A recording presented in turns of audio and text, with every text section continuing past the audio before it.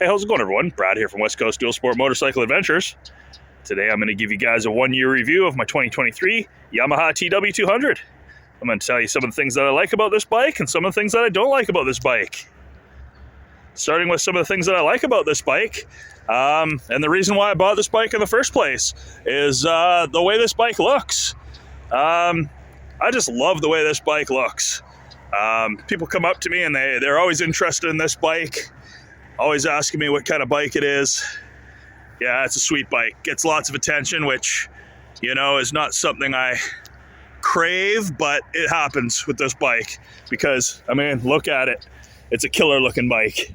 So that gets me to number 2. This bike is super easy to ride. I taught myself how to ride this bike in under an hour. It probably took me about 45 minutes to learn how to ride this bike.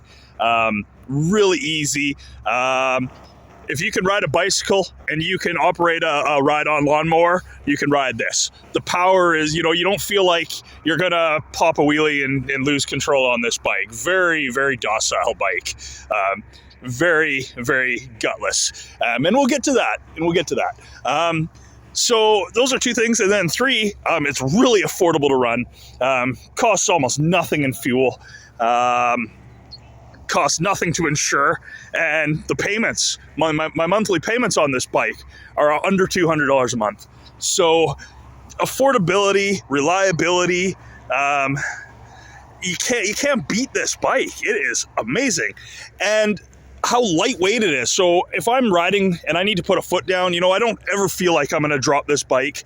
My buddy rides a Honda Transalp. He just picked it up. And you know, it's heavy. He just about dropped it on our first ride off-road. So this bike's nice, lightweight, easy to ride. Yeah, sweet bike. And so now I'll get some of the things that I don't like about this bike. And that is, we're going to talk about the number 1 thing I don't like about this bike is how uncomfortable it is. You can't go far. 100-kilometer ride on this bike is far enough. You know, you might want to pack a lunch and go 100 kilometers, have a bit of a break, and you might be okay. But I start to get pretty freaking sore. After about 80 kilometers even, I start to ache and whatnot. So yeah, it's a very uncomfortable bike. But you know, this bike's not built for long distance rides, and I knew that when I bought it, and that gets me to number 2. It's slow as molasses. My God, this bike is slow.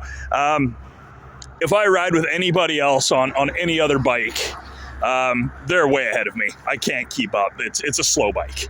And again, like I said, I didn't buy this bike for comfort, and I didn't buy this bike for speed. So those 2 things right there, it's uncomfortable and it's slow.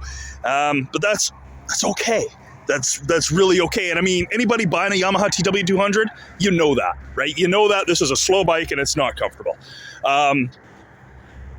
And I also don't like the fuel tank. So, but that goes hand in hand with how far I can even ride, though, right? I mean, I'm starting to look for a gas station at about 87 kilometers is what I'm at right now, and I'm gonna go get gas after I'm done making this video. So, that's about it with this bike. I mean, I gotta fuel it up often. I'm constantly stopping at gas stations, and that's that.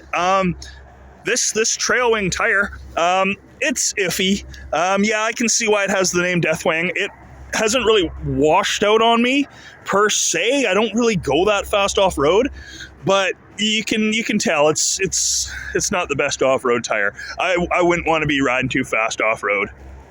With this front tire, that rear tire, that's a different story. That you know, I can't even get this bike to peel out. I'm sure somebody could on gravel, but as soon as I try and, you know, pop the clutch and give it gas, I mean, it just grips and takes off. And I'd like to say like a bat out of hell, but that's not true at all. It just goes. It goes. First gear, you only get up to, you know, 5 kilometers an hour or so before you got to switch into second. Let me know in the comments if you know who that guy is. So yeah, that's my 1-year review on the TW200.